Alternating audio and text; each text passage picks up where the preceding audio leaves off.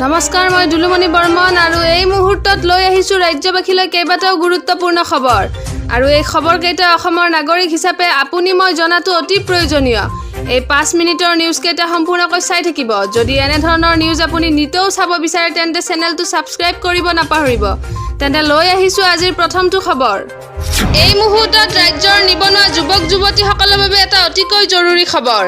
কিয়নো মুখ্যমন্ত্ৰী ডক্টৰ হিমন্ত বিশ্ব শৰ্মাই আনুষ্ঠানিকভাৱে নিযুক্তি পৰীক্ষাৰ দিন ঘোষণা কৰিলে। ৰাজ্যৰ হাজাৰ হাজাৰ নিবনুৱা যুৱক যুৱতীসকলৰ বাবে এটা অতিকৈ জৰুৰী খবৰ। কেতিয়া অনুষ্ঠিত হ'ব 26,000 নিযুক্তি প্ৰক্ৰিয়া, ক'লে মুখ্যমন্ত্ৰী ডক্টৰ হিমন্ত বিশ্ব শৰ্মাই। ডক্টৰ হিমন্ত বিশ্ব শৰ্মাই আনুষ্ঠানিকভাৱে ঘোষণা কৰিলে যে 7 আগষ্টত অনুষ্ঠিত হ'ব চতুৰ্থ বৰ্গৰ পৰীক্ষাসমূহ আৰু 21 আগষ্টত অনুষ্ঠিত হ'ব তৃতীয় বৰ্গৰ পৰীক্ষাসমূহ। মুখ্যমন্ত্ৰী ডক্টৰ হিমন্ত বিশ্ব শৰ্মাই নিযুক্তি পৰীক্ষাৰ দিন ঘোষণা কৰিলে আৰু তেওঁ জনাইছে যে চালকৰ নিযুক্তি পৃথকে অনুষ্ঠিত হ'ব। শীঘ্ৰেই ঘোষণা হ'ব এই দিন। তৃতীয় শ্ৰেণীৰ পদৰ বাবে মুঠ আবেদনকাৰী 6,71,805 জন আছিল আৰু চতুৰ্থ শ্ৰেণী পদৰ বাবে মুঠ আবেদনকাৰী 4,43,655 জন আছিল। এই পৰীক্ষাসমূহ স্বচ্ছ আৰু নিকা হ'ব বুলি আশ্বাস দিছে মুখ্যমন্ত্ৰী ডক্টৰ হিমন্ত বিশ্ব শৰ্মাই। এতিয়া আহিছোঁ পৰৱৰ্তী বাতৰিৰ মাজলৈ। সকলোৰে চিনাকি মুখ আমিৰ লিয়াকত আৰু নাই। জনপ্ৰিয় পাকিস্তানী এংকৰ তথা পলিটিচিয়ান আমিৰ লিয়াকতৰ মৃত্যু। মিমসমূহত বিশ্বজুৰি ভাইৰেল হৈ পৰিছিল আমিৰ লিয়াকত।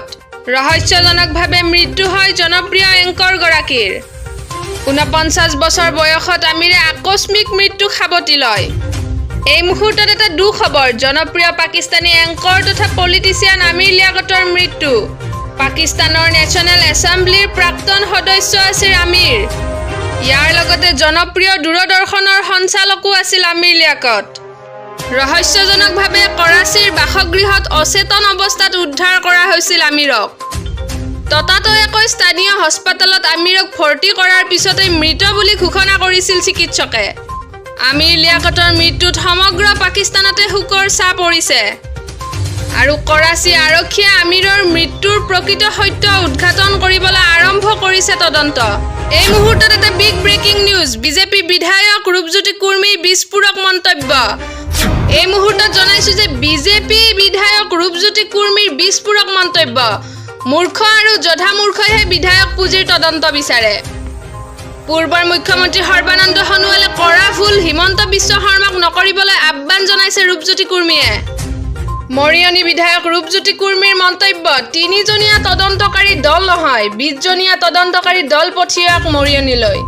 ৰূপজ্যোতি কুৰ্মীৰ বিস্ফোৰক প্ৰত্যাহ্বান। 2006 চনৰ পৰা দুৰ্নীতিৰ তদন্ত কৰিবলৈ প্ৰত্যাহ্বান জনাইছে মৰিয়নিৰ বিধায়ক ৰূপজ্যোতি কুৰ্মীয়ে।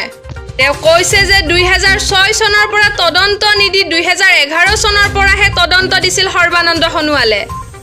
সেয়া সৰ্বানন্দ সোণোৱালৰ ভুল আছিল বুলি ৰূপজ্যোতি কুৰ্মীৰ মন্তব্য। 2006 চনতো হয়তো মই দুৰ্নীতি কৰিব পাৰোঁ, এই মন্তব্য দিছে ৰূপজ্যোতি কুৰ্মীয়ে। আৰু তেওঁ কৈছে যে ইয়াৰ বাবে তদন্ত হ'ব লাগে। মুখ্যমন্ত্ৰীৰ দুৰ্নীতি নিবাৰক শাখাৰ তদন্তক আদৰণি জনাইছে ৰূপজ্যোতি কুৰ্মীয়ে। ইয়াৰ লগতে তেওঁ কৈছে যে জীয়াই থকালৈকে মৰিয়নি সমষ্টিৰ বিধায়ক হৈ থাকিব ৰূপজ্যোতি কুৰ্মী। জ্যোতিষীয়ে আঙুঠি পিন্ধাই ভৱিষ্যতবাণী কৰিছে ৰূপজ্যোতি কুৰ্মীক লৈ।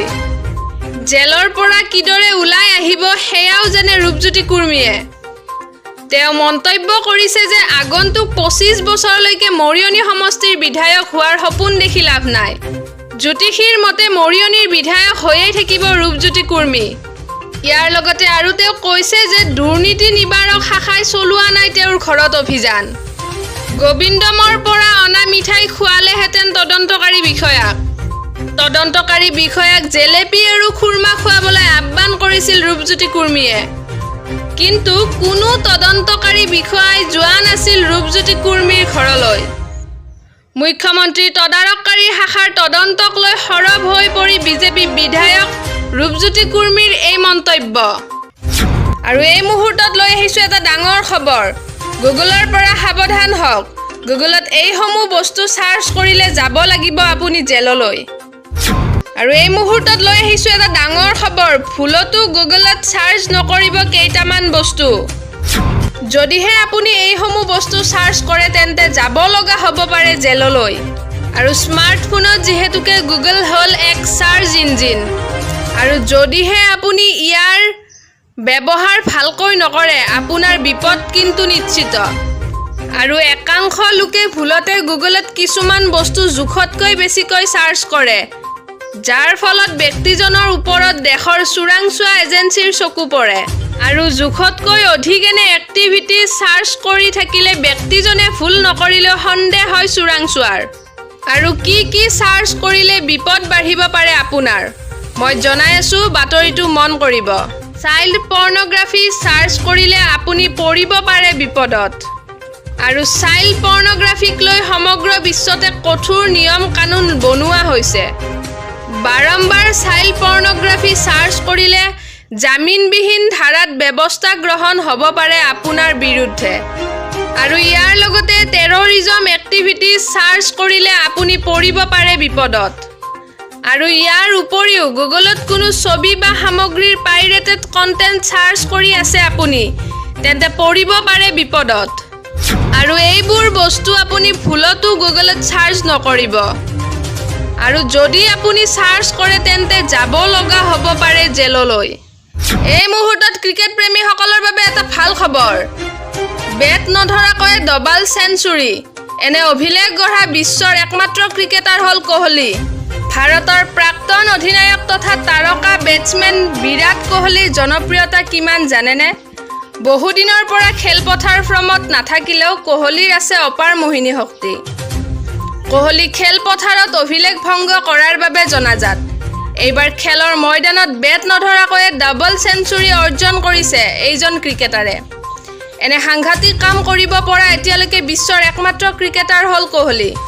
বহুদিনৰ পৰা বেটেৰে শকত অৰ্জন কৰিব নোৱাৰিলেও কিন্তু ছ'চিয়েল মিডিয়াত তেওঁ জিলিকি উঠিছে মঙলবাৰে ছ'চিয়েল মিডিয়াত প্লেটফৰ্মত ইনষ্টাগ্ৰামত 20 কোটি ফলোৱাৰ্ছৰ সীমা অতিক্ৰম কৰা প্ৰথমজন ভাৰতীয় খেলুৱৈ হিচাপে পৰিগণিত হৈছে কোহলি এই মুহূৰ্তত ৰাজ্যবাসীলৈ এটা বেয়া খবৰ পুনৰ মাধমাৰ বৃদ্ধি হ'ব আপোনাৰ EMI এই মুহূৰ্তত ৰাজ্যবাসীলৈ এটা দুখবৰ পুনৰ ৰামটাঙুন বৃদ্ধি হ'ব আপোনাৰ EMI এতিয়াৰে পৰা ঋণৰ ধন আদায় দিবলৈ দিব লাগিব বেছিকৈ টকা আৰু RBI বৃদ্ধি কৰিলে ৰেপ ৰেট আৰু এমাহত দুবাৰকৈ RBI বৃদ্ধি কৰিলে ৰেপ ৰেট 0.50% বৃদ্ধি হ'ল ৰেপ ৰেট আৰু ইয়াৰ ফলতেই বৃদ্ধি পাব আপোনালোকৰ EMI আৰু ৰিজাৰ্ভ বেংকৰ গভৰ্ণৰ শশীকান্ত দাসে কৰিলে এই ঘোষণা